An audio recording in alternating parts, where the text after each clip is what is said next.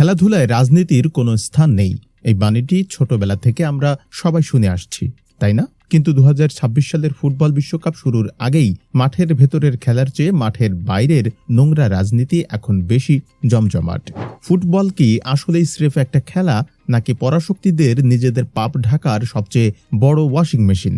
আজকে আমরা ফুটবলের সেই পর্দার আড়ালের কালো অধ্যায় নিয়ে কথা বলবো, যা শুনলে ফিফা এবং পশ্চিমা বিশ্বের মানবাধিকারের মুখোশ আপনার সামনে এক ছটকায় খুলে যাবে। প্রথমেই একটা শব্দ মাথায় গেঁথে নিন, স্পোর্টস ওয়াশিং। সহজ ভাষায়, যখন কোনো দেশ নিজের যুদ্ধাপরাধ, মানবাধিকার লঙ্ঘন কিংবা ভেতরের অর্থনৈতিক সংকট থেকে দুনিয়ার মানুষের নজর অন্যদিকে ঘোরাতে খেলাধুলার মতো মেগা ইভেন্টকে হাতিয়ার হিসেবে ব্যবহার করে, তাকেই স্পোর্টস ওয়াশিং বলে। ইতিহাস ঘাটলে দেখা যায় 1936 সালে হিটলার অলিম্পিক আয়োজন করেছিলেন নিজের উগ্র নাৎসি এজেন্ডা ঢাকতে, আর আজ 2026 সালে এসে সেই একই কাজ করছে আমেরিকা। বিশ্বজুড়ে ডলারের আধিপত্য কমছে, মধ্যপ্রাচ্যে একের পর এক কূটনৈতিক ব্যর্থতা আর আমেরিকার ভেতরের আকাশচুম্বী অর্থনৈতিক সংকট, এই সব কিছু থেকে বিশ্ববাসীর চোখ ধাঁধিয়ে দিতেই 2026 সালের এই মেগা বিশ্বকাপকে তারা ঢাল হিসেবে ব্যবহার করছে। এবার আসা যাক ফিফা এবং পশ্চিমা বিশ্বের সবচেয়ে বড় দ্বিমুখী নীতি বা ভণ্ডামির জায়গায়।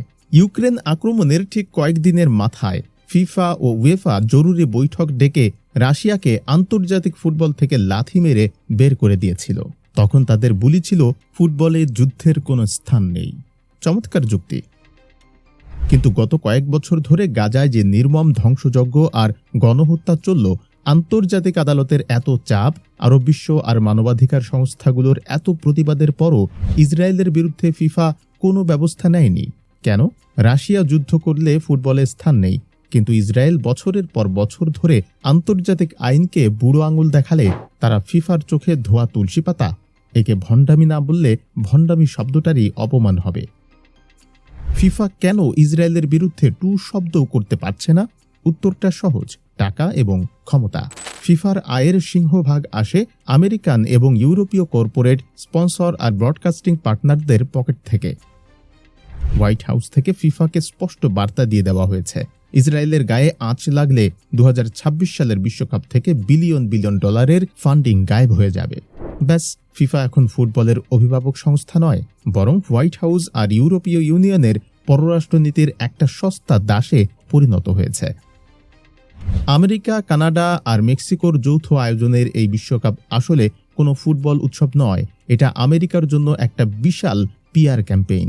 ব্রিক্স বা গ্লোবাল সাউথ যতই শক্তিশালী হোক না কেন, ওয়াশিংটন এই টুর্নামেন্ট দিয়ে বিশ্বকে দেখাতে চায় পুরো দুনিয়াকে এক ছাতার নিচে আনার ক্ষমতা এখনও শুধু আমেরিকারই আছে।